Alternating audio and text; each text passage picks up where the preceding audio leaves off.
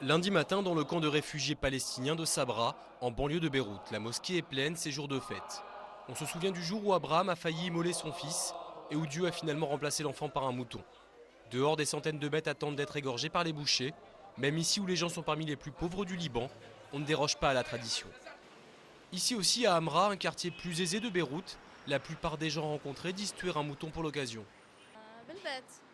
On le fait à la maison. Le boucher vient chez nous et égorge le mouton.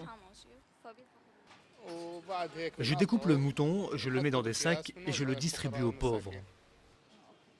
Cette tradition n'est pas une obligation coranique. Les plus pauvres notamment ne sont pas obligés de débourser les 200 $ environ que coûte un mouton. Je n'ai pas les moyens financiers à cause de la situation économique.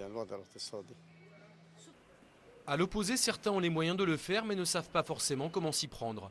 L'association caritative islamique Beit Zakat propose à ses donateurs de tuer un mouton en leur nom, par procuration. Elle distribue ensuite la viande à plus de 8000 familles nécessiteuses. Ils sont de plus en plus nombreux à choisir cette formule, comme ce comptable, lui vient de donner 240 $. Ça me facilite énormément les choses. Ce genre d'association a les moyens humains pour mener à bien ses actions. Et ils savent beaucoup mieux que nous à qui distribuer la viande. Et le mouton sera divisé conformément à la tradition. Un tiers du mouton revient aux pauvres en général, un autre tiers aux pauvres de l'entourage du donateur, et le reste, c'est pour le donateur et sa famille.